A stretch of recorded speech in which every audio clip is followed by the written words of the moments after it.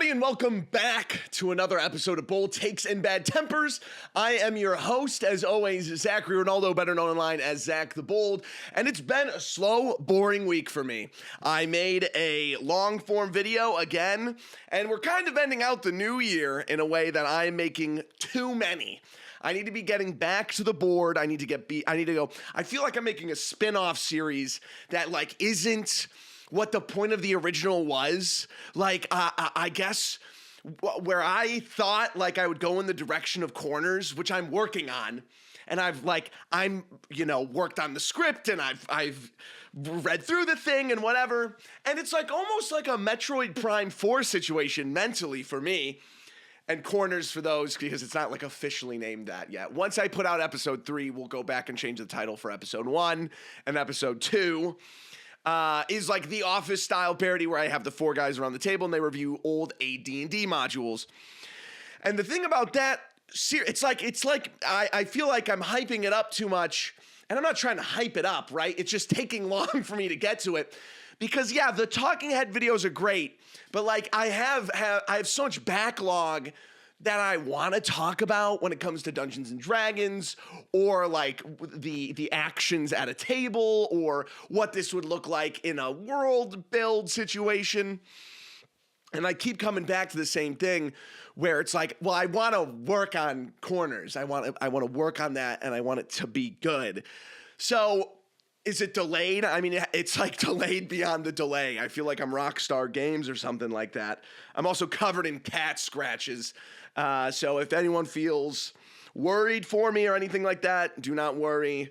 It is just my cat, because we're also getting a new one. We have adopted a new cat, a small black cat, and, we adopted it in the Midwest. We did. We've been floating back and forth for a bit now.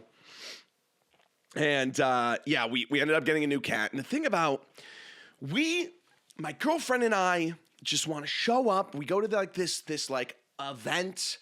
It's in it is in a strip mall in a Family Dollar. And we walk in and we know what we want. We know the personality type we are looking for. We don't know what the cat looks like or whatever, but we know what should be compatible with the cat we have. And that's why we're getting another cat, is because our cat is lonely. It attacks me in a fun way, and we're gone all the time for traveling. And I grew up with dogs. And when you grow up with a dog, you put them in a headlock, and then they punch you in the sternum, and then they DDT you. I'm fighting against D-Generation X as a 7-year-old against a poodle shih tzu and a schnauzer. My ECW, my dog broke a kendo stick over my back as a child, okay? He jumped off the top turnbuckle, and he wrapped his legs around my head like Evan Bourne, and he flinged me across the entire arena. And then I meet a cat, and I'm like, oh, Gucci, Gucci. I'm literally, I go up to a cat, and I go, Gucci, Gucci, Goo. And they literally, it's they pull out a pocket knife. They pull out a Glock 19. He's like the shaken guy in season 2 of It's Always Sunny who robs the gang. Empty your pockets. And I don't get it fully, right? I know other cats, you can mess with them and you shake them, and you put them around here, and you can walk around with them. And it's just, I don't think it's translating. I just don't think it's translating. But I think the reason is because we have a solo, it is a kid. Sometimes it seems like these cats grow up to be the single child in the home. It's a single child in a home, and they've spent all their life on the internet, and they know everything more than you. They know about everything else more than you. I had someone like that growing up when I was playing soccer, and it didn't occur to me at the time that I should just not listen to other people's opinions or what they're saying. And this guy would so consistently get things wrong that I think I was being MK Ultra'd on an ASO soccer field, listening to some kid who was raised by essentially no one. His parents were who knows what. They were never home. He was allowed to go around the house, and he owned the place. And then he talks to me, and I grew up in a household that, my parents were there all the time. We had to fight off, I had to fight off my dog. My dog had me in a leg lock, snapping it like those videos of those guys doing it with bats on YouTube Shorts. And so that's the perspective we need, right? I talk all the time about DM perspective and player perspective. We need to have the perspective of watching people inside of their houses at a young age, like A Christmas Story. If we could have, or Christmas Carol or whatever it's called, if I could, like there are times seriously where I interact with people and I wish I could just take them and I could like walk them through their like childhood. That's me. We do this on Christmas morning. That's my mom. And oh, that's my dad. And I go, do you see that? And it's him. It's like yelling at his brother. You're not supposed to open the presents that way. That's not the optimal way to play presents. That's when he started becoming an MTG judge. No, it can't be. It can't be. Take me back. Take me back. I don't want to be here anymore. Instead of him like looking at like where his grave is, you know? No, he's in the grave I can't think of anything. It's another one of those episodes where I'm like, I have no Wi-Fi. I have no 4G. I can't think of a name. I can't think of a place. I'm like if Bill Eichner, if William Eichner came up to me in the middle of the street and said, name a woman. For $1, name a woman. And that's what it's like, but it's for every name. It's for every place. What were we talking about? I want to take people out of game stores. I want to grab MTG judges. I want to teleport them back in time to their childhood so they can watch outside the window like A Christmas Carol. Who was the guy that was in the one from the 80s? Eddie Murphy. No. He's in Zombieland. Whatever. All right. The bit's over. We're moving on. Okay. What else did I have? Oh, yeah, but I'm picking up a cat. We, reserved it until Monday because we had friends coming over and whatever. And we, go up and we know exactly what we're going to say to the lady because of how our cat has a personality. We know. We've done our research. We go, and this is such a Midwest thing to do. Like, in the South, you have Southern hospitality. You could stay over and sleep in my house. You know what? We'll make you breakfast in the morning. Talking to someone in the Midwest, Midwestern hospitality is someone eating an empanada in front of me out of a bag of empanadas that is 7 different colors because of the amount of oil dripping out of the bag. They have incredible bags under their eyes. They have a voice that is incredibly raspy, and they overshare everything in their life. I go, hey, we are looking for a new cat. They're a personality type this, like whatever. We did our cats INFJ, ETFBM. And this is, we found on a BuzzFeed quiz from 2012, what cat is most compatible with our cat? So this is what it looks like. We moved into the Bronx at an early age. My father's brother was a Jehovah's Witness. That is what I get. And I'm just staring at them. And I'm like, oh, you did? You raised these cats for 70 years? And this is your 4th divorce and it's harder to move around these cats everywhere? That sucks. Did you know my cat is a personality type B? Did you know they're an INFJ 41? Did you know that? Did you know that? Okay. Did you know they're most likely to be a red Christmas stocking? They took that BuzzFeed quiz, yeah. And then I go to a restaurant after, and we're waiting for food. We've been sitting there for 7 years. There's dust collecting on our coats. And then finally, the server approaches us and goes, "Hey, how's everyone doing? Oh, I love your jacket." And then talks to my mom for 7 years about her jacket. And then my mom answers, "My father was a Jehovah's Witness." And it's fine, right? In a day where I'm not starved out of my mind, I'm covered in scratches. I brought 7 people through time warps to show them how they became a judge in Magic. Maybe I'd have the audacity, I'd have the endurance to be like, wow, can we start doing the kick dance like at Texas Roadhouse? This is so fascinating. But I can't, because when I say that to a server, that's my life. Listen to these episodes, that's my life. It's Dungeons and Dragons. It's going to the gym and it's going to a restaurant. And it's like these side quests happen. I'm playing a game of Postal. I'm the NPC from Postal. I'm not even the main character. I have someone knock on my door. Will you sign my petition? And he pisses on my face. I go to a Texas Roadhouse and people are line dancing in front of me. They're literally emoting on my body. And I have to just stand there. Yeah. I go to another restaurant and they go, yeah, I'm in my 4th divorce. I've lost the kids.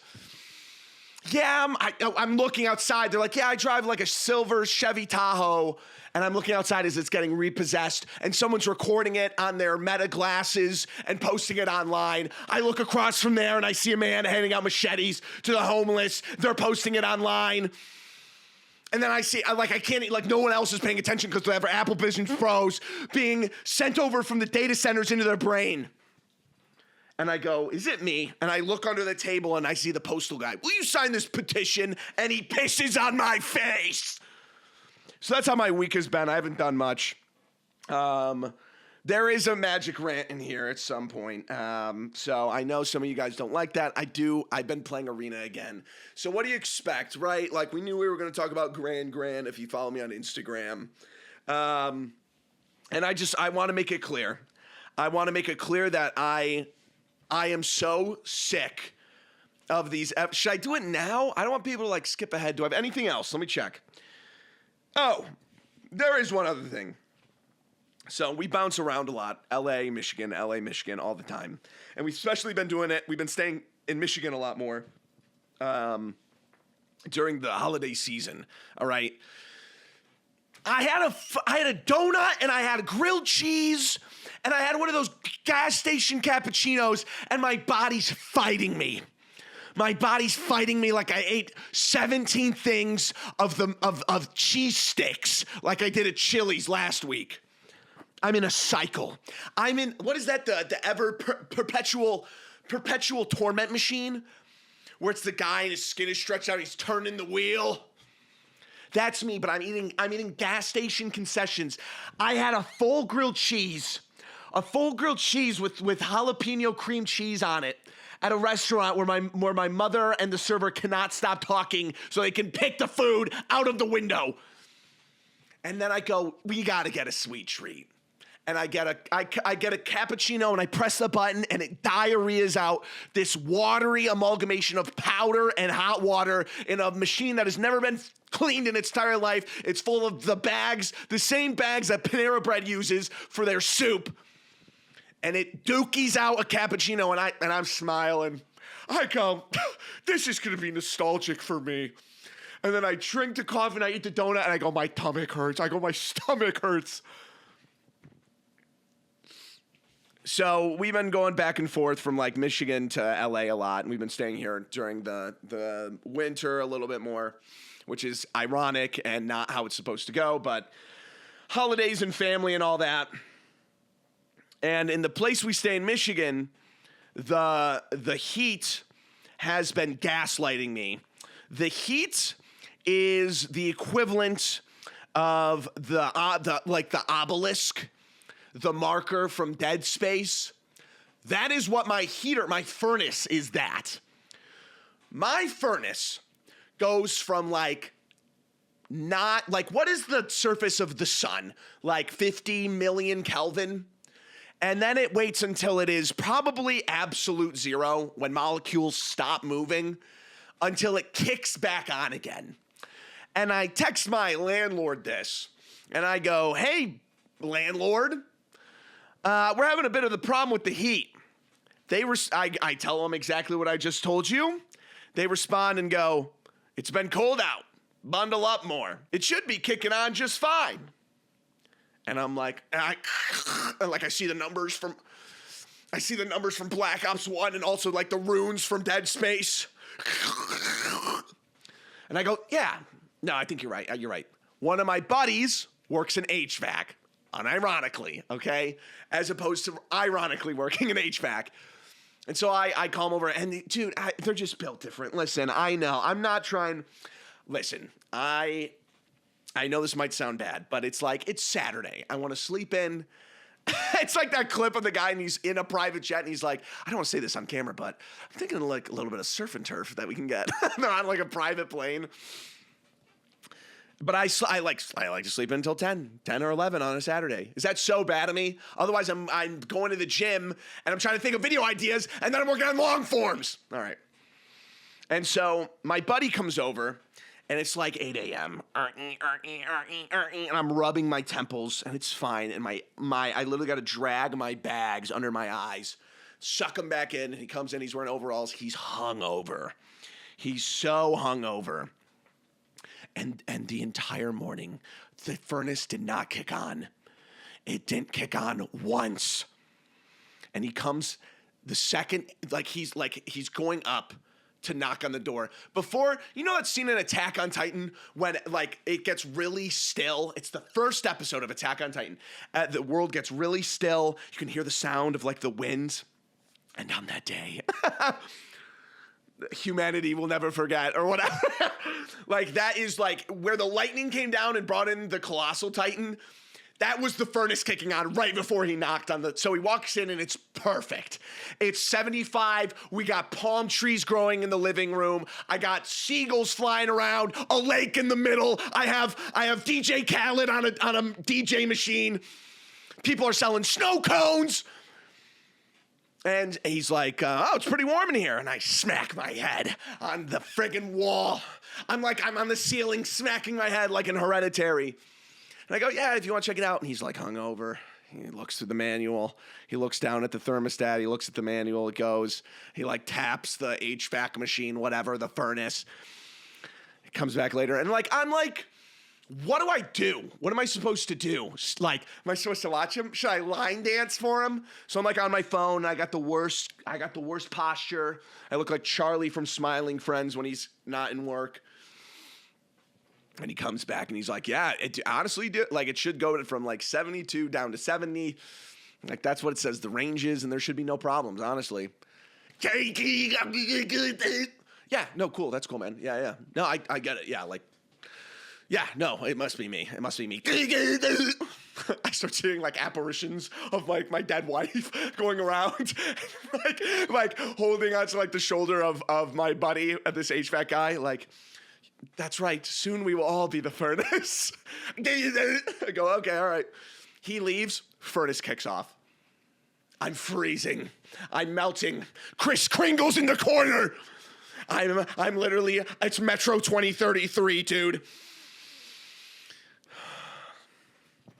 So I've been dealing with that this week. It's been a little boring.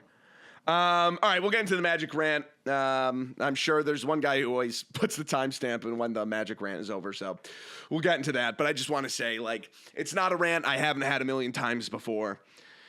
I can't keep up. I don't know how paper players are keeping up.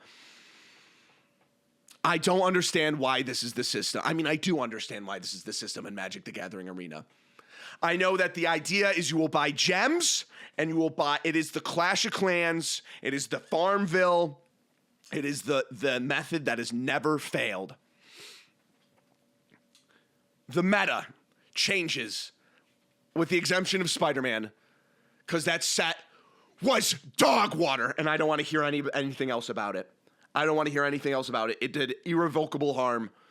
It was the one good thing about Spider-Man is that hopefully they will never do anything like that ever again. We can only pray that Marvel Heroes is shit. The meta changes with every new launch. The meta changes every time. Went from Is It, VV Cauldron, and now it's Grand Lessons. I have to say I play a game where the meta is Grand Lessons. It's Badger Mole Cub. I open a pack. I get Dookie diarrhea water in a pack.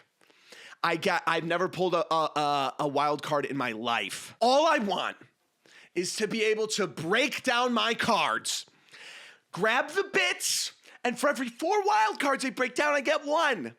The economy would crash. Hasbro would go under. The repercussions of something like this happening, if we were to do that, Hasbro would go under in a full quarter. Do we understand that? I can rant, I can rave, we as a community can say anything we want about the arena system. The second it changes, the better for us. Hasbro goes under. And so this is our plight. This is us rolling the rock up the hill. Am I to look back on this game with a vision of happiness? A golden warm light? Or do I remember it like the Reservoir Dogs dance? Do I remember it as the cop looking at the guy with the knife doing the Reservoir Dogs dance? Seems to me it might be the latter. I can't stand the fact that I can't play this game because every 3 months, soon to be 2, I think, I have a new meta and I need new cards. And it's never like I need a couple commons or a couple uncommons. I need to spend $40,000 to get these cards. And I know I've said this rant before. So that's why I also wanted to talk about something else.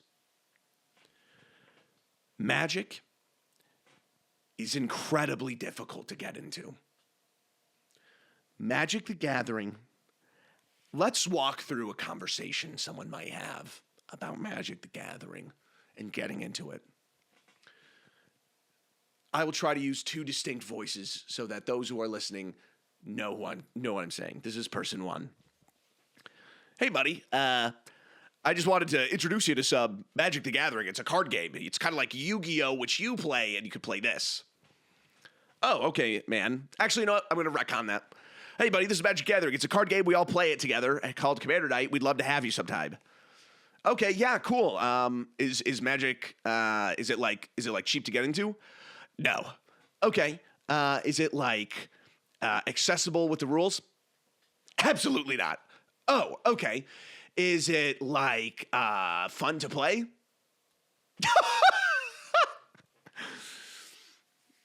I learned a rule today. Listen to this, folks. I learned a rule today that if you have something that makes it so you get +2 damage, if like something would do 1 damage, it does +2 instead, and you have something that makes it so it does like triple that amount of damage, the person you're targeting or the creature they control, they decide, listen to this, they decide how that damage is applied. So instead of you deciding whether or not it gets +2, then multiplied by 3, or multiplied by 3 and then added by 2, is up to them. It's up to them. Do I think it's a bad rule? I don't think anything. I've never thought anything in my entire life. This is what I'm thinking, though. What I'm thinking is that I hate when players justify this. This game is not accessible in any way. This game is not. Who would know that? It is polar opposite to however any of the game works. And I can hear these insufferable dorks right now think in their head, well, if I have this card on, like we have to have these rules because if we have this card on, and then if we have this card, and then you're worried about this. You're missing the point. When I learn of rules like this, layers, or some dumb frickin' rule like this, I get furious.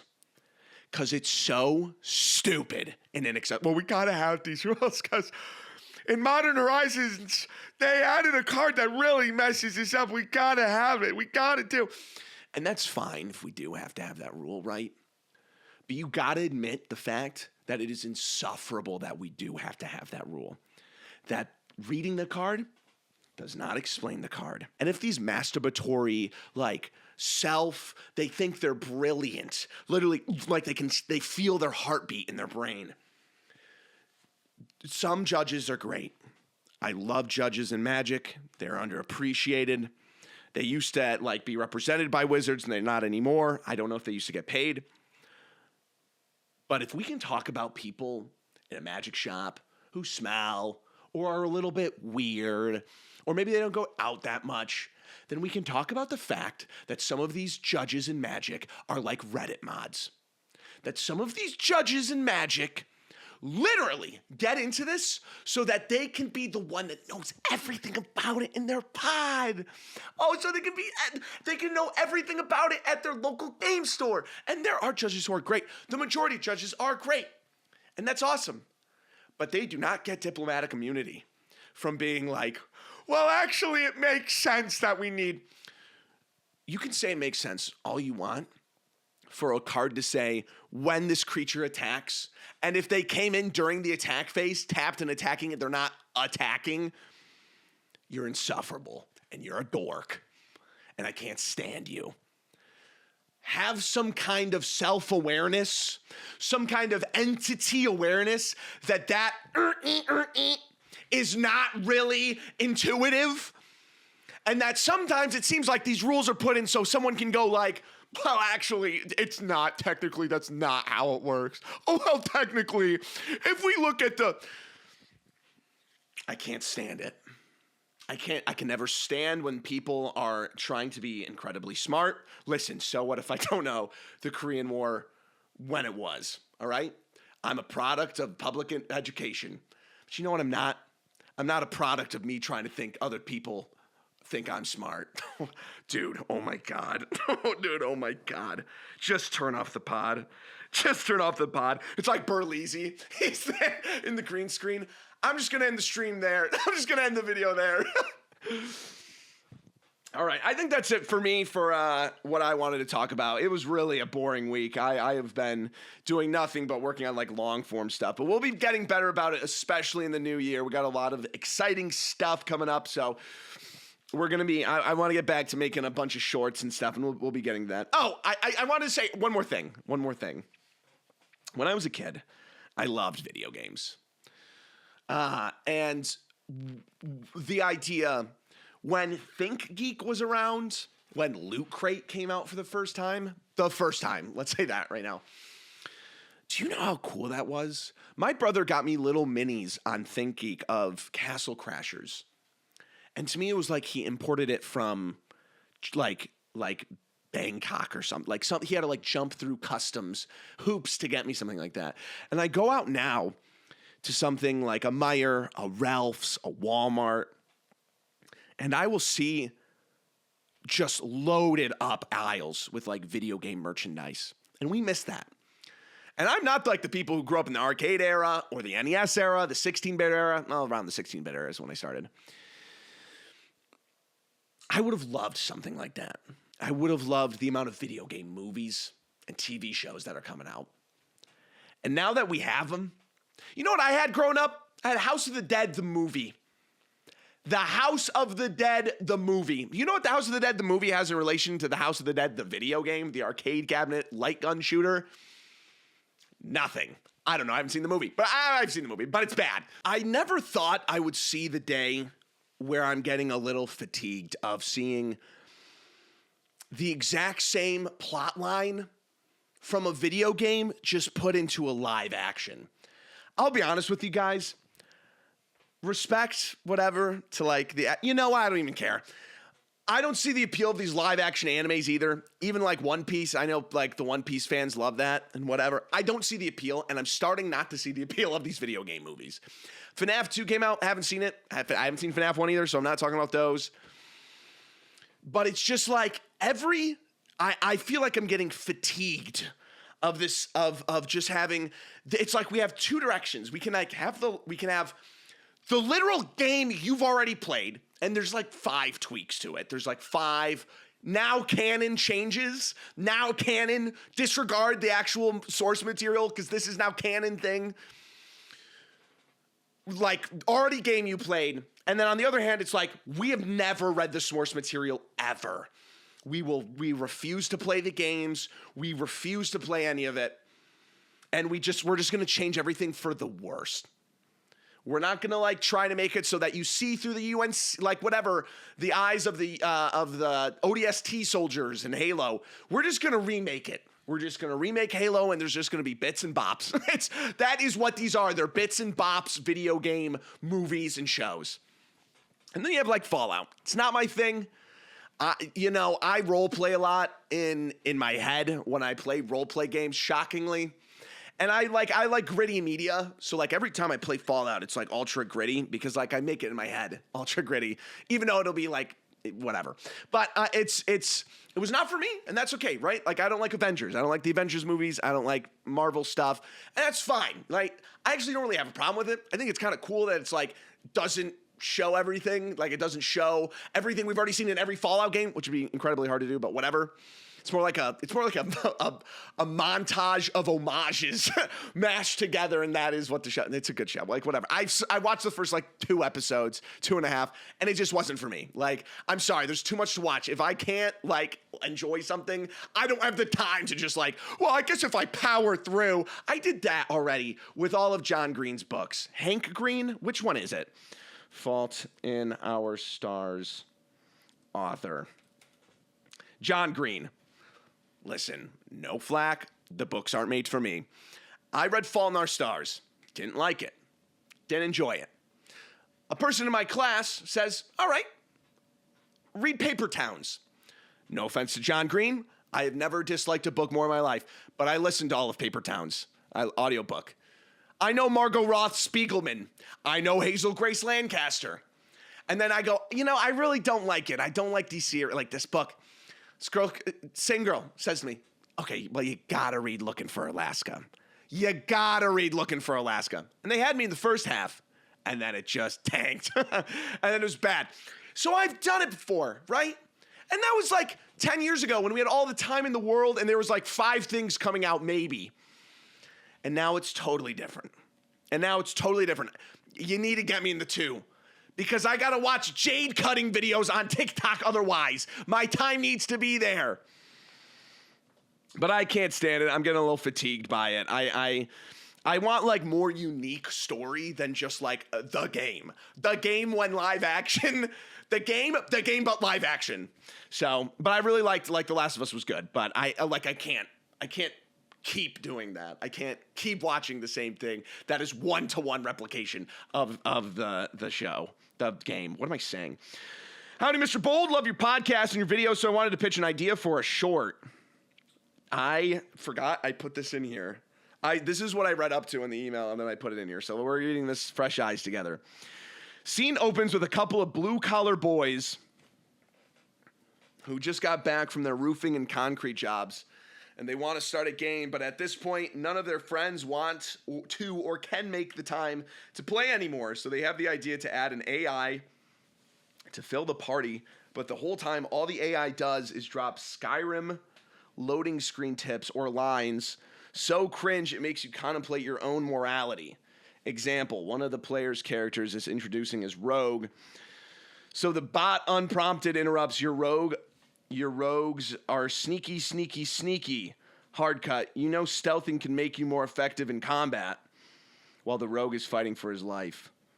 Not sure if something like this already exists or if you've done something similar in the past, but I'm sure you can figure it out. Additionally, the shorts with Sarah, particularly the one about role-playing romance, never fail to make me exceedingly uncomfortable. Please refrain from having women in your shorts again. They scare me. Hope you have a miserable Christmas. Yeah. Thank you for the email. Stick to your day job. I got it, actually. Thank you for the shorts idea. I got it, actually. I got it. I appreciate the idea. I'll take it from here. I'll take it. I think, actually, I'll take it from here. Those are words that put together for an idea but I got it. You keep doing your job. Hey, I got it from here. Don't you worry, but I appreciate you thinking about it. So, but hey, maybe you can try it out. You make it. See what it looks like. But I got it. I got it, dude. Don't worry. Dear Zach, I really enjoy your videos and tune into the podcast every week. I don't usually watch podcasts, but watching you rage bait and crash out releases endorphins in my brain. I've been dungeon mastering my first game with the Curse of Strahd module for around half a year now. One of my players also dungeon masters another game that, I'm sorry, it threw me off because I'm like, I did the opposite of the acronym rant. I'm like, okay, well, you can say DM is fine. You don't have to write Dungeon Master every time. that the same friend group plays. The dungeon master of the other game named Bob in my COS game, Curse of Strahd, as a Dhampir blood hunter while posing as a human. Dhampirs are half humans, half vampires. Because I think it's the child of someone who had sex with a vampire. He expressed that he wanted to get more vampire powers that align with his idea of wanting to play as a Nosferatu. But the powers of a Dhampir doesn't really reflect that well enough. I wanted to help Bob put this idea into gameplay. So I made a big list of buffs that he could use. Stuff like giving him single-use counter charm. Counter charm? Am I stupid? Am I supposed to know what that is? Oh, what is this? What is this from? What book is this from? Wait, is this real? Oh, it's like a normal, it's from the basic rules. What? Wait, right? What?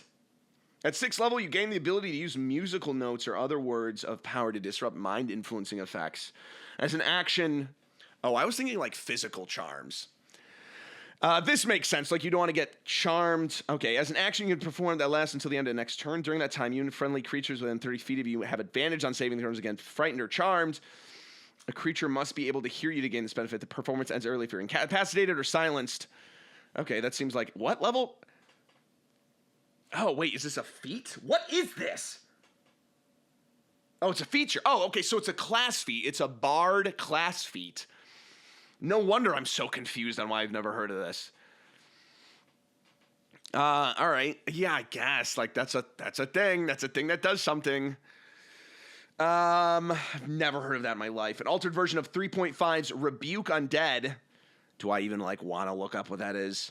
And changing the damage type of the bite to necrotic, along with changing it from a D4 into a D8 and making it so the bite gains benefits from both buffs that the Dhampir would normally have to choose between. The way I thought of balancing this was to make a randomized wheel that whenever a vampiric buff is taken, Bob has to take a random vampire nerf. Dude, you should write magic cards. Dude, you should write magic cards. This is so unintuitive. I have no idea what you're saying. The vampiric nerfs weren't really balanced. The best I tried... But maybe I'm just illiterate. The vampiric nerfs weren't really balanced the best, but I tried to make half of them not that bad nerfs. Never mind, you're illiterate. The other half, pretty bad nerfs, and one nerf. What are you saying? Dude, the way I thought of balancing this was to make a randomized wheel that whenever a vampiric buff is taken, Bob has to take a random vampire nerf that are all based on nerfs that vampires normally have that don't show up on the Dhampir species. The vampiric nerfs weren't really balanced, but the best I tried to make half of them not that bad nerfs. The other half pretty bad nerfs, and one nerf simulating rolling a critical failure. Dude. Guys, I beg you guys, I just throw it in chat. GPT. Guys, I just beg you to proofread your stuff. I beg and plead. No, don't do that. All right. Some examples are disadvantage to rolls within sunlight, taking damage in sunlight, having to roll a wisdom save to not spend a turn counting seeds or rice. Oh my friggin' God, dude, what are you talking about? Rolling for some example, disadvantage to rolls with sunlight, within sunlight, taking damage in sunlight, having to roll a wisdom save to not spend a turn counting seeds or rice. Having to roll a wisdom save to not spend a turn counting seeds or rice. Is this like a Nosferatu thing? Counting seeds, vampire. This is why we have it now. The counting seeds vampire myth stems from European folklore. Okay, so apparently I'm dumb, you're illiterate, so am I. There's like a scene from a Dracula seed counting scene. All right, so apparently they have to count seeds. I've never heard of that in my life. But again, I have the IQ of a Durin fruit. All right. Having a severe allergic reaction to garlic, with the critical failure nerf being all vampiric upgrades are nullified. God, I can hear the vampire bros. Who doesn't know about the seeds and rice nerf? All vampiric upgrades are nullified when in the presence of the first vampire. Bob didn't like a few of these nerfs and argued. Bob's like, You frickin' better not make me count seeds and nuts, dude. Last game we played, you had me count toothpicks, all right? You had my character count toothpicks, like in Rain Man. And that was messed up, dude. And now you're having me count seeds? Now you're having me count seeds like in Dracula 2 Ascension. Bob didn't like a few of these nerfs and argued that some of them should be omitted for the first time gaining a vampiric buff, but every time thereafter, all the vampiric buffs would be on the table. I felt as if that kind of ruined the whole point of spinning the wheel, so I said no, and the player didn't take a vampiric buff. Should I stick to my guns with this sort of thing, or just give in and go with his idea? Because I feel like removing some of the worst options on the wheel makes the choice too easy, like counting seeds and nuts. Too easy to make when I want to present an enticing but challenging decision to the player. A large part of D&D is about making tough decisions and watching how story unfolds because of those decisions. And by removing the part of the stakes, I think it robs the weight of the decisions to embrace the vampiric curse. I also feel like the longer time goes on where Bob refuses to interact with the systems of the vampire buffs and nerfs, the larger the pressure there would be for me to water down the nerfs. If Bob knows that he could just wait on choosing a buff and let me spiral in my own mind until I nerf the nerfs. If Bob knows that he could just wait on choosing a buff and let me spiral in my own mind until I nerf the nerfs. That was a challenging one, folks. I gotta admit. What my advice to you?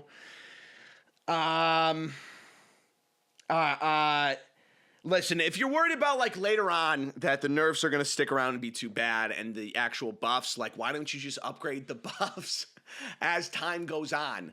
Like why doesn't it just scale? If sunlight's going to perpetually be bad for this guy, why don't you scale up the damage just so it stays kind of the exact same as it has been, like numbers wise, from when you first got it. So if it's a D8 now, when it's time it gets to level 20, it goes up to 2 D8s, right? Like that's how D&D math works. Yeah,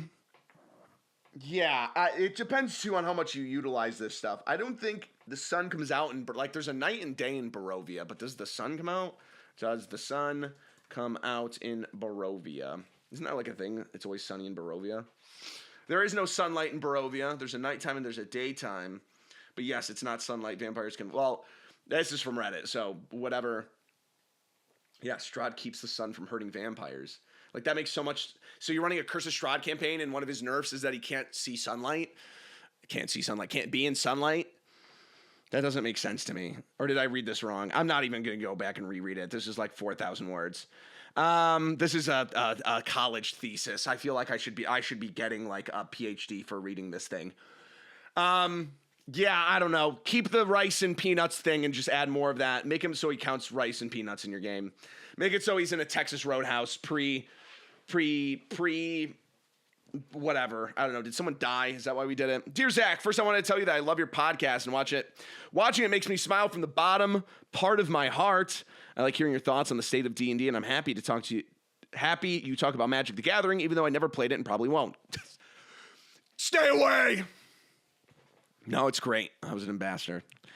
I'm playing with a friend group of mine, and although I like playing D&D sessions with them, something weird happens during one of our sessions. We were fighting a whole crowd of fish people, so I was really excited to take them on, and I spent my first turn fighting 2 of the closest fish people.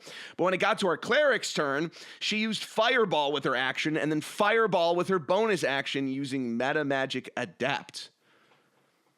What? But when it got to our cleric's turn, she used Fireball with her action and then Fireball with her bonus action using Meta Magic Adept. That only gives you access to it, right? Wait, hold on. Am I stupid? Have I been playing this wrong all my life? Wait, what? You learn 2 Meta Magic options of your choice. Those are from Tasha's. You can only use 1 Meta Magic option on a spell when you cast it. And then you also gain 2 sorcery points. I didn't realize that clerics can get Fireball. But it doesn't say anything about... Oh, so they grab it from Sorcerer. So I know this is wrong. They can't cast 2 leveled spells in a turn. This is easy. Thank God. I finally got an easy one. During the session, I didn't think too much about it and let the player have their moment. But after the game, I talked to the Dungeon Master about this event. Long story short, me and my Dungeon Master disagreed over whether Quicken Spell should let you use 2 spell slots in 1 turn. Maybe I should just read the question before looking up what Meta Magic Adept is. And even after I showed him the 2024 rules, Player Handbook 236 says that you can't. Well, why don't we look it up ourselves? Why don't we see right now? Well, source, I made it up. Source crack 260 through 36. Let's see. It'll be around here somewhere. Bottom of 236. One spell with a spell slot per turn. On a turn, you can expend only one spell slot to cast a spell. This rule means you can't, for example, cast a spell with a spell slot using the magic action and another one using the bonus action on the same turn. That is so plain as day. If you are doing rules as written, it is so clearly that this DM and this player is wrong. It's broken. It's literally broken. If you cast 2 fireballs on your turn, that's broken. Like, if you consistently can do that, that's incredibly broken. That's two.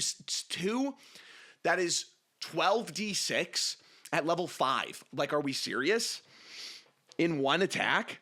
Essentially 2, but one attack, like 1 turn. Even after showing 20, that say you can't. He was confused on why Watsy would write something like that. He's like gnawing on a stale piece of bread. He's got like a unibrow, like frown down. I don't know why they do it like that. Maybe because it's 12d6 in 1 turn in like a 20-foot sphere. Are we insane? And decide he would change it. Oh, right. He would know more than these writers, than these designers. He would know more than Chris Perkins and Jeremy Crawford. Duh. Of course he would. He works, respectively. He works, he's the one who goes and he picks up, the dead deer on the road. And then he comes home and he's like, I don't know why Watsy would do this. I shouldn't say that. That's actually that's a valiant job. We need it. I shouldn't make fun of anyone's job. I'm such a fucking dumb chungus idiot. I'm such a dumb chungus idiot for that. He kept rationing that the player is burning a ton of resources. They're actually, he has a hammer. They're actually burning a lot of resources. Actually, and also, do you guys want to take a long rest after this encounter? I'm a marshal. I don't have those resources to spend. It's supposed to be consistent. I can't consistently get there if we're killing everything before I can touch it. Knocks like the freaking hammer on his head. The gears are grinding. I don't know why they would. These guys are idiots. This is clearly an oversight for something like this. And this guy is like, listen to this. This is what I'm saying. He inherently, his thing is inherently, he's like, these designers are dumb, while he's hitting himself on the head with a whack-a-mole mallet. With a real life whack-a-mole mallet. He's like, these guys are so dumb and I'm so intellectual. This guy should be, never mind. He would argue that martial classes who can't use magic can catch up to this damage. What? That's not even the argument of like martial versus spellcaster. If you do the math. These designers are so stupid. If you actually do the math, doesn't do the math, refuses to do the math. That doesn't even make sense. The thing about a marshal is that you're supposed, like in the old dungeon dive days, like you're supposed to, the bad thing about being a wizard and the reason that you have these spell slots is that because like once you get to the end of the dungeon, that like a marshal will consistently do all of that damage. But the thing is that we're now in a way that we play the game that we're so frequently taking long rests and running encounters that we don't run encounters that way. So now we're left with someone doing 2 fireballs at the same time, and now you're marshals that didn't even play in that encounter because everyone's dead in it. If you do the math. All right, Einstein.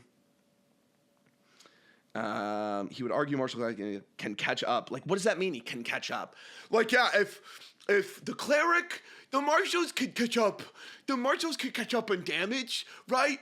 So if the cleric is rolling a Toll of the Dead for a D12, right? And your barbarian is rolling for a D12 plus something, right? That would mean that the amount of damage you do in Fireball would have to be equal to the amount of damage that you do as like a barbarian. The only difference between like the Toll of the Dead hitting and the barbarian hitting is like your plus damage, like the amount of excess damage that you're supposed to do, like equal to your strength score as a barbarian. So you're saying that the barbarian will catch up to the equivalent of 12d6 by hitting enough times that their damage threshold, their +2 that they have every time they hit, will eventually equal 12d6.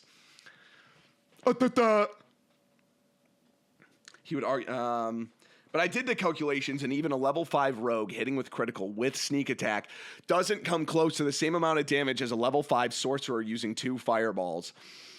I looked it up, and apparently it works like this in Baldur's Gate 3. Oh my God. Baldur's Gate 3 and its consequences have been a detriment to human society. I looked it up, and apparently it works like this in Baldur's Gate 3, so maybe that's where the confusion stems from, since we all played Baldur's Gate 3 together first and then started a campaign. Oh, we can do it. Like, by the end, he looks like Patrick with the bowling ball and his teeth are out. Then I found out that even in the 2014 rules, you can't cast 2 spell slots. Quick and spell detail on page 202 of the handbook. You were right on the first one. I will not look on the second one. I'm sure you're right. Is there another way I can explain it to my dungeon master that I think ruling quick and spell like this makes me feel less impactful as a player? You saying it should be enough. You're like, hey, listen, I didn't interact with that fight because you're doing the rules wrong. You're not making a concession to the rules that have been play tested a million times before you. I feel less as a player because this person is cheating in a co-op game because they want to feel strong. They are cheating. And you don't understand that because you think that because Baldur's Gate 3 isn't D&D. Oh, I'm losing it, dude. I'm losing it. Well, in the video game, it's just like that. Are we playing a video game? Are we playing the video game? If this continues, respec.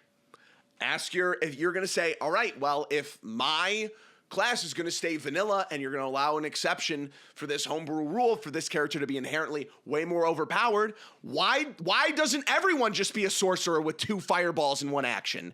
I would respec. And I'd look into monk classes in Baldur's Gate.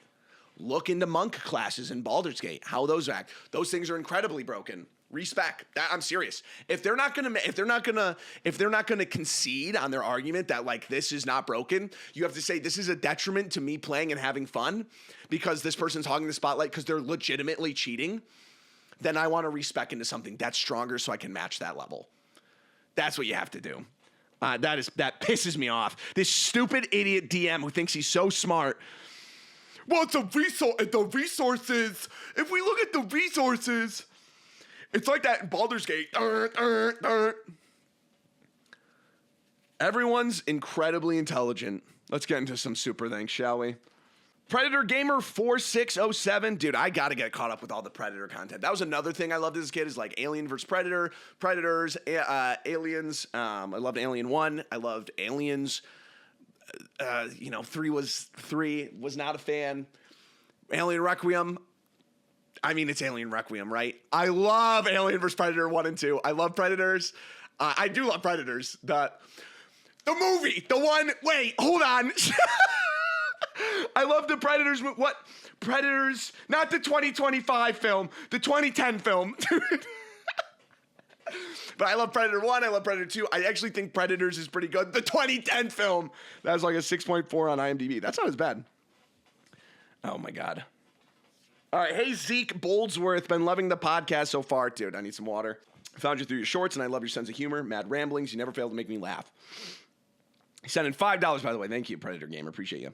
I've DM'd a couple games here and there for a few TTRPGs, D&D, Blade Runner, RPG. Sorry, for a few D&D likes, D&D, Blade Runner, RPG, etc. And I'm gathering a couple friends for a new D&D campaign set in the dark fantasy world of my own design. All things considered, though, I still view myself as a greener side of DMing. I don't have a lot, but it's enough that I think to get the ball rolling for all players and come up with the story as we go along. Go back and watch a couple episodes. No. My question is, in the last episode, someone talked about their setting they had made, but they didn't have a conflict or any plot hooks.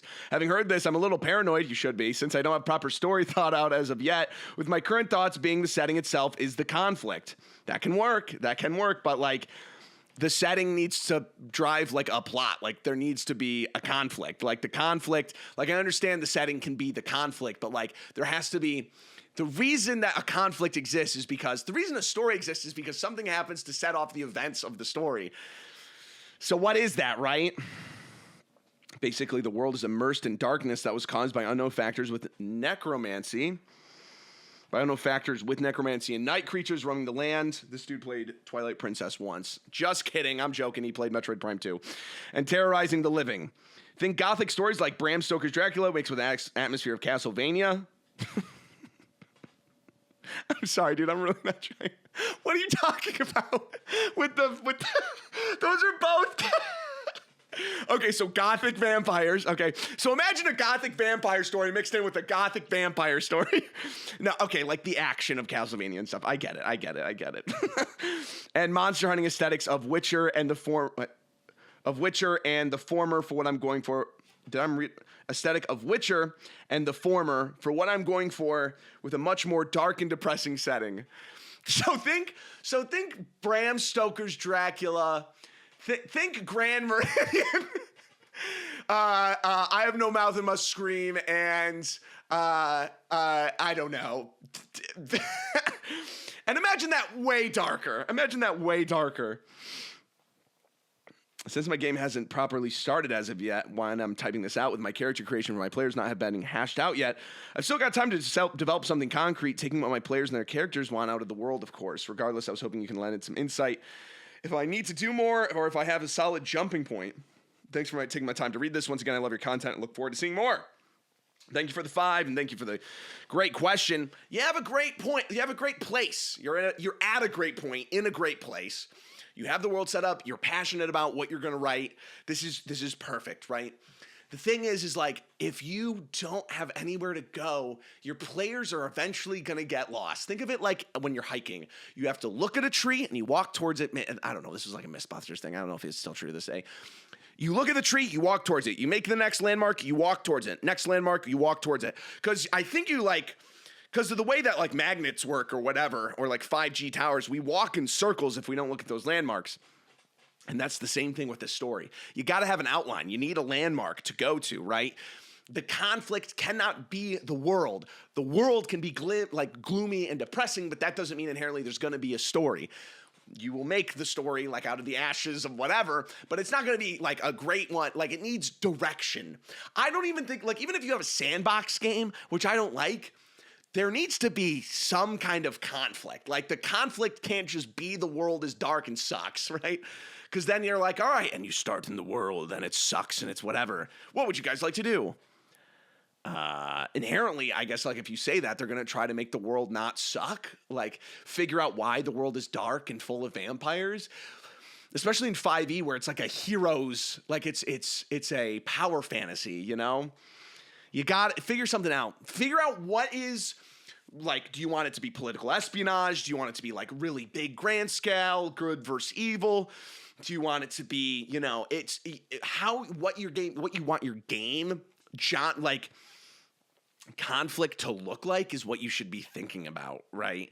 That should be, how can you start that? Think of Game of Thrones, right? It all started when someone was pushed out of a building, right?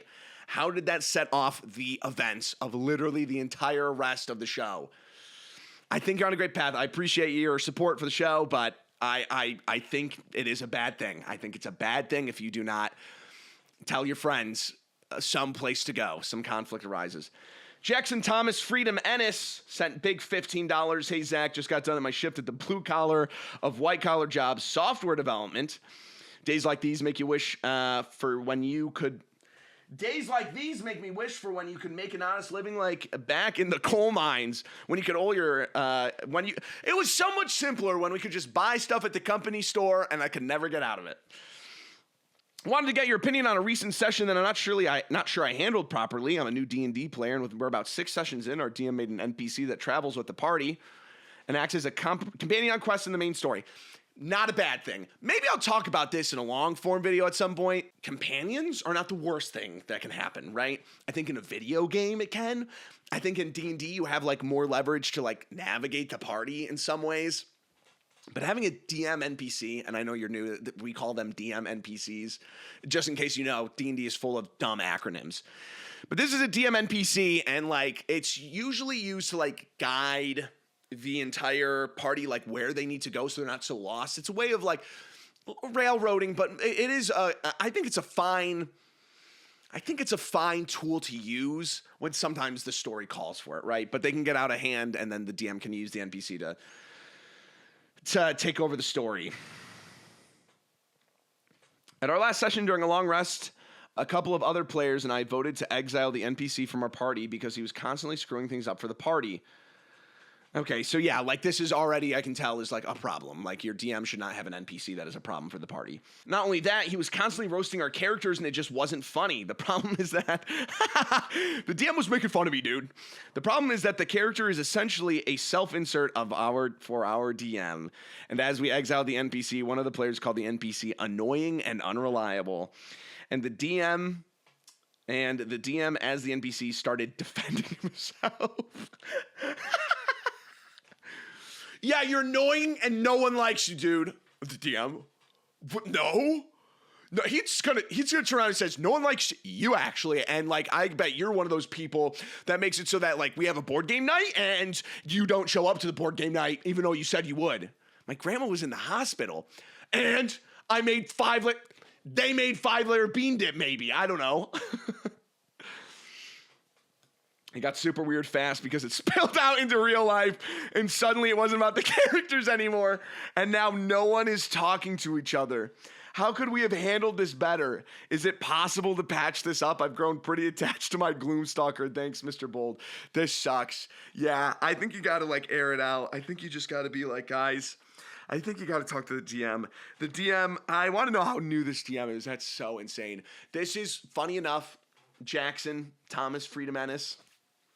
This is not, like, I know you're new to the game. This happens. This happens a lot. It happens enough. It's a trope in, like, a lot of D&D comedy. It's a trope in a lot of, like, D&D games. This is called a DM NPC. It's a self-insert of, like, it's either someone's OC or it's their self-insert or it's both. And it's just, like, it's rough. This will happen. It's totally recoverable. That is so weird that that's happened. I want you to keep going after this because you're on a gold mine. This is going to be the worst. If that's a problem now and you're 6 sessions in, imagine what it's going to turn into. So that's what I recommend is, you know, talk to the DM and just like, you got to bring it up in person because on text, people are going to be a little bit more averted to be like, I don't want to talk about it. So in person, just be like, you know, I really want to keep going. Yes, it was weird, but maybe it was kind of funny, you know, like this happens a lot. It happens a lot. It is recoverable. You're not alone in it. Blue Bread 00 with another big $5. Thank you for the eloquent read on my little short story using this episode to help keep me up during my 3 a.m. snow shift. Can't wait for the Patreon. Keep up the good work.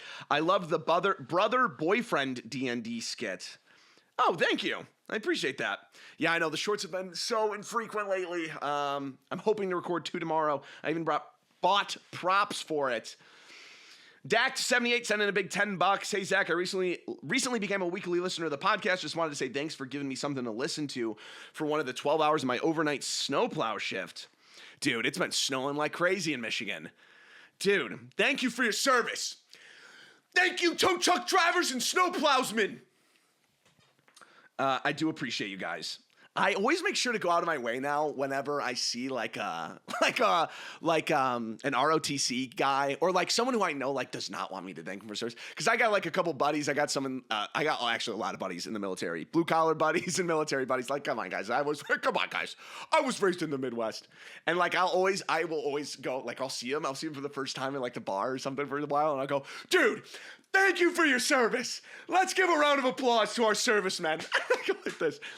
And anyone who's actually in the military will know that's the worst thing ever. Says, thanks for giving me something to listen to for one of the 12 hours of my overnight snowplow shift and wanted to know your thoughts on using RPG systems like Microscope to generate campaign settings. You guys always bring new stuff to me. I'm just a stupid idiot that stays on. Just hopped into a new campaign using Microscope, and I thought it was interesting. Anyways, thanks. This is the guy. He made Microscope. For reading, and good luck with your war on mutated mice in your ceiling. Thank you. I think they died already, probably. Rest in peace, mice. No, I'll check it out. Thank you for bringing it to my attention. Or Ring sending $5. Hey, Zach, I hope you're doing well. Thank you for another episode of this podcast. Helps me get through my stressful Monday morning neuroscience courses. I just want to say, you strike me as a thoughtful and compassionate individual that I want to ask you to consider something. I'd ask you that you look into the animal agricultural industry and the effects of it on environmental health, the treatment of innocent animals. I think you would find it logical and know that there's a vested interest in making people believe vegans are insane and annoying. Do not try to disregard me outright just because of what you have heard about us. The only thing I regretted when I first decided against animal products is not looking it sooner into my life. Have a good one and keep up the great podcast, Rejerk. Thank you, O-Ring. I'll look into it. Strawbees, send in $2. Hey, Zach, I've been consuming your short form content since like last year, but I more recently found out you've made a long form. I've never been more serious about something in my life. Your commitment to the bit is actually astonishing and I envy your riffing skills. I've never laughed so hard at a podcast. It's honestly embarrassing to listen out in public because I'm just straight up giggling to myself the whole time. And I feel like the loser freak talking to themselves in a dark corner. I talk to myself. I do. Sometimes I'll be rambling. My girlfriend will be like, what are you doing? And I go, I'm like, we had a dishwasher. When I was at Chili's, when I was a young adult, the guy, our dishwasher, would always talk to themselves. He'd always be washing dishes. And one time my GM talked to him, and he's like, hey, dude, he's like, everything else. He goes, yeah. I talk to myself sometimes. You got a problem with that? And he goes, as long as you're not hitting yourself. And he's like, yeah. Goes back to. Anyways, on to the point of this. I recently scrounged together a group of friends to play Call of Cthulhu with. We're all first-time TTRPG, or better known as D&D-like players, minus one person who actually plays D&D. I am DMing. I am not following a pre-written campaign either. I got the DM bug and decided more or less to write my own because I hate myself. No, wait, I'm DMing. No, you do not hate yourself if you write a campaign. I'm always an advocate for writing your campaign, even if you've never done it before. My session 0 is coming this Sunday, and I'll be helping them with their character sheets because they're all a little confused. I just want to say thank you because I've been extremely hesitant to start something like this, and your content has really pushed me forward. I tried to get my best friends to run a D&D one-shot a couple months back, but it was kind of obvious that they weren't as into it as I was, which is fine. Hashtag thanks for giving me the motivation to try again. Let's hope I don't crash and burn and rip all my hair out. I'm sure some of this will have the veins popping out of your forehead. My bad. No, I think you were fine. This is how it goes. But, sorry if this was long. Your content is sick as fuck. Please don't make fun of me. Please, dude. Here's $2. No, I appreciate it. Thank you so much for sending that in. Straw Biz, and just make your world. That's the most fun that you can have in a game of D. I think this has gone so long. This might be the longest episode. It's fine if, this is the first time. Don't worry about the rules. Rules come later. Don't make your own rules. Make your own story. TicTac2102 sent a big £5. Hey, Zach, me again. Don't worry. I've got a story of one of my worst D&D experiences ever again. And don't worry, I do stand up for myself. That was a few years ago.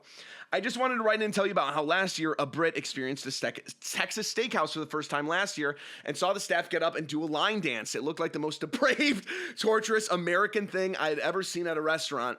I looked into a server's eyes and only saw despair as they enacted this humiliation ritual. Literal humiliation ritual. I love my job, shirt on the back.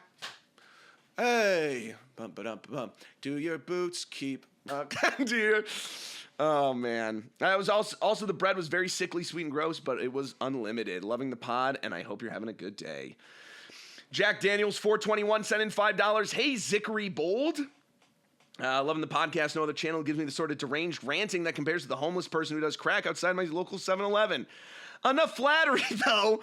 I have a slight problem with the group I'm currently DMing for. The party is in the Underdark, and I try to fight a goblin camp, keyword tried, because they got somewhat absolutely decimated by the goblins.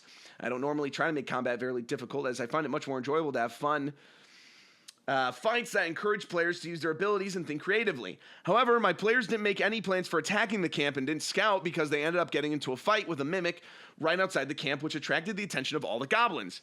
I will admit, it was mostly my fault, as I expected them to fight it before the camp or ride past the camp because the mimic was in the form of a minecart and kidnapped a couple party members, but they derailed the mimic literally directly in front of the camp's main entrance. Sometimes, that's how it goes. Details and nuance aside, because I didn't want to write the Similarian 2.0, the party immediately started killing goblins and sat still while the goblins wailed on them. for a few rounds. Eventually, enough of them fell unconscious for the rest of the party to decide to surrender. Now the party is captured by the goblins. In the next session, I'm planning to have them get sold out to the local drow. They're good players. They have some kind of great RP moments, and they understand the collaborative nature of D&D. It's just that they have kind of main character syndrome, which sounds silly considering they're all the main characters. What I mean is often they don't consider that they might fail at doing something, so they just charge in without a worry. How would you approach this? And am I being tyrannical warlord DM who needs to be shot in the streets for abusing my unmatched power? Thank you, and please shout at me. You gotta kill him. You gotta kill him. Yeah, I would have done the same thing. I'll be so for real with you. I would have done the same thing. Next session, you're gonna need a Negan moment. You're gonna need a Negan moment, bro, honestly. Eeny, meeny, miny, mo. You're gonna have to kill one of them, dude. You're gonna need a Negan moment. You're gonna need to get Lucille out, and you're gonna need to bash a couple people's brains in. That's my legitimate advice. If you want to nip it in the bud, you got it. And you got it right now. You got it right now. Eeny, meeny, miny, mo. Can I do anything? Can I message in my head? Can I do a eeny, catcha, tiger, by its toe. Whoa, this is unfair. Can we just roll initiative? If he hollers, let him go. Now, so you gotta kill one of them. If you think they're gonna do that, they gotta have consequences. If you don't want to kill them, you gotta listen. Putting them in a little jail arc. Oh, but you guys were in the jail arc. You're in the jail now. You gotta fight your way out. Catcha, tiger. You are it. I look forward to your players' emails. AMP3313 sent $10. CSG co-op storytelling game. It's new. It's fun. It's better than D&D like. Is this sexual? I don't know what this is. I don't know what you're talking about. Thank you for the $10. For the big $10. James Gunn Rowland sent $5. Love the podcast, Zach. Thank you for another big $5. Appreciate you, James. Duck sending $2. Zach dropping a new pod is kind of like when I'm getting my Adderall from Jewel Osco. Also, I started building a new Warhammer 40k army, Deathcore of Krieg. Ugh, you mean this one? I haven't read this. I haven't gotten around to it, but I like Kriegs. I like their aesthetic. My next D&D world is going to be very much like Krieg aesthetic. Endless Screen Sorceress sending $5. You got soft tummy, brother. I eat Chili's triple dipper every single day before my 20-hour shift at the oil rig. Holy friggin' moly, guys. There are so many super thanks. I really appreciate it, but holy moly. Hey, Zachy Wacky, I accidentally sent you 2 whole pounds. Sorry, days, 4837 sending 2 pounds, 1 month oat rations. Didn't realize I was supposed to write a message, though. So now I'm sending another 2 pounds. It looks like me and my cats will be going hungry again, but at least it's for a good cause. I wanted to ask you on your advice on making combat more interesting instead of less of a drag. I have a whole long-form video on this. The player ended up sneaking up on the villain, rolling the most insane numbers, somehow adding together crazy buffs, and dealt a lot of damage. I had planned more to progress in the fight, and the player hadn't actually taken all his HP, so I had the bad guy retreat a bit and try to introduce some more mechanics and enemies. The player seemed disappointed to not kill the villain in one hit, but I was worried it would be weird for the fight to just end like that. How do you think it could have improved that? I'm worried that I let my player down. Should I have just said that the player completely destroyed this guy? I think so. I've never backed away from that. I don't think. Cue like a clip of me doing that. But, yeah, sometimes it's just how the dice roll. Sometimes that's how it goes. I don't know. Yeah, I understand, like, that they're being, like, disappointed by that. But you were don't blame yourself too much. The player managed to kill the bad guy soon after. Thanks for the great videos from England. Let's go, England. All right. I like how a lot of people say, shout at me. Please don't shout at me. Shout at me. Rejerk, unjerk. Vicky Stardoom 2950 sending 5 pounds. Hey, Zach, I've recently been informed that I might be the problem player in one of my friend's campaigns, and I reflected and recognized it to be true. The thing is I play in like 4 other campaigns monthly, and if it's not evidence, I'm a little new to the game. My question is, how do I improve? Like you've made so much progress right now than like 99% of the players who are a problem at the table. I think I've narrowed it down to cause the problem behavior to either be the variant human champion fighter turning me into an effing demon, or the friend has a DMing style that triggers something in me to cause me to be the problem. Yeah, like maybe take a step back, be more of like a non-spotlight player, be a little bit more supportive in your role play, don't interrupt as much, don't goof around as much. I have to say, I don't think the best thing is to be like, hey everyone, what's wrong with me?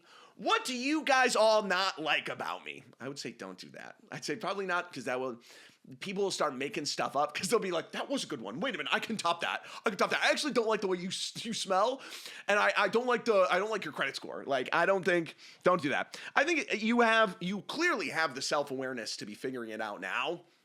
You've already made the progress that you need to be in order to be fine for this. So I'm not worried about you. I also sent a different question to the Outlook mailbox about how to handle a BBE main villain in a serious setting. That's very good.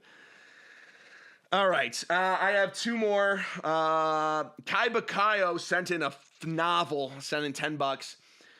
I got to blast through this one, but we'll Been enjoying your podcast on my way to UTI Trade School in Canton, Michigan. Yeah, let's dox ourselves, shall we? The drive's about as long as the podcast, so I always look forward to the Mondays. Writing about my first experience playing in a full campaign in D&D that almost made me quit role-playing games altogether. Is that better than D&D like? Is role-playing games better than D&D like? How many times do I have to say this, dude? No, it's already taken by video games. I've been invited to play this game's campaign, we'll call him Kyle, that was heavily inspired by the Camelot King Arthur Merlin lore. I was excited. It sounded cool. Little did I know I'd be getting dropped off at the Battle Bus at Sky High 2005. It was basically a campaign full of mini adventures where we jumped through portals into random worlds that had nothing to do with what was sold to me regarding the lore or vibe or atmosphere, from solving civil disputes between marshmallow men and talking turnips and grapefruits to shopping episodes at Sky High to... Wait, literally? You're literally in a game at Sky High to a random orc goblin tribes at war with each other. You dropped into a Smiling Friends episode.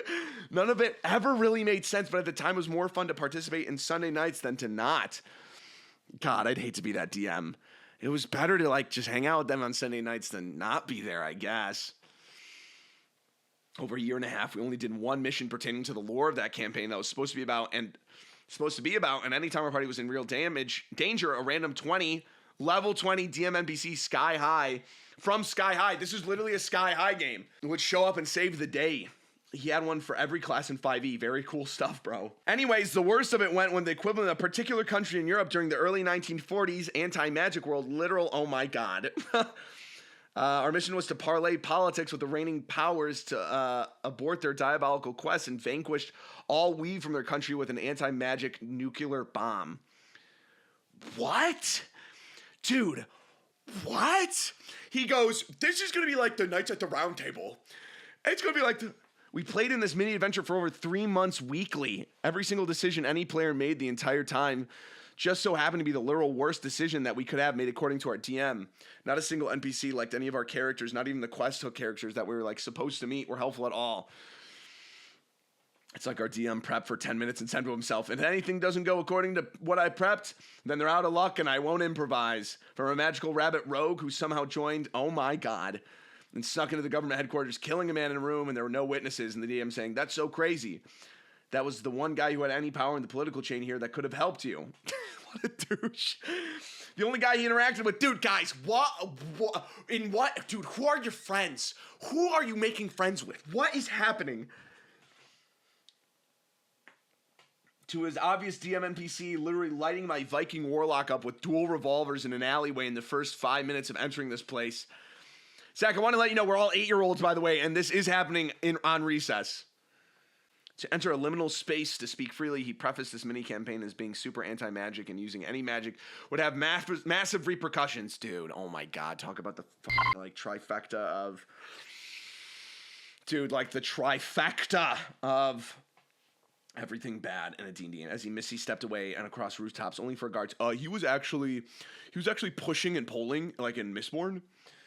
Only for the guards to arrive at the sound of my screaming, saying a man use a magic and shot me 5 times with weapons, and they threatened to arrest me. 3 miserable months in this hellhole, where every decision our DM pulls his pants down to poop in our mouths as he chuckles saying, wow, that's what you do? That's the dumbest thing I've ever heard. Not to mention our historical favoritism he had for one female player. Oh my God, dude. Are you playing inside the Reddit forums? You already know this quest was wrapped up with another random DM NPC saving the day and tossing us through a portal. I thought to myself, there's just no way it's this unfun. D&D is this unfun. All videos I watch yours and many others made my brain expand against my skull, aching for any drop of fun that could be had in this hobby. The DM asked us all in a Discord if we wanted our next quest to be making pizza at Sky High or whatever the bleep else he had in mind. Again, nothing to do with the main story. I decided to run my own Curse of Strahd campaign. I'm now 33 sessions in on a weekly basis, and it's the most fun I ever had. If it wasn't for the relatable and insightful podcasts of yours and adjacent content creators for D&D, I probably wouldn't have never continued playing at all. So thank you for making this blue-collar worker's life that much better, Mr. Bold. I'm so sorry. I don't know what to say. I'm glad you figured it out. Best of luck to you. What is this guy? What does this guy do for a living? What did he grow up in? Can I like a Christmas Carol him and see his childhood? That'd be great. Days4837 sent £2 and said thanks. I appreciate you, Days. Thank you. Guys, that is it. That was a long episode. My God. Thank you to everyone who wrote in. You can send your own questions, comments, red flags, sticky situations, whatever nightmares you guys have waiting for me. Over to BoldTakesOutlook.com. Do not make fun of me. I don't know why. They will not let me have a Gmail. More to come this week. It's December. It's going to be busy. January will be much better. I said that in October. I said in November, and I'll say it in January. I appreciate you guys all for the support. Make sure to check out the email. Thank you to all of our super thanksers, for keeping the channel alive. And I appreciate all of you. So I will see you in the next one. Have a great week. Bye.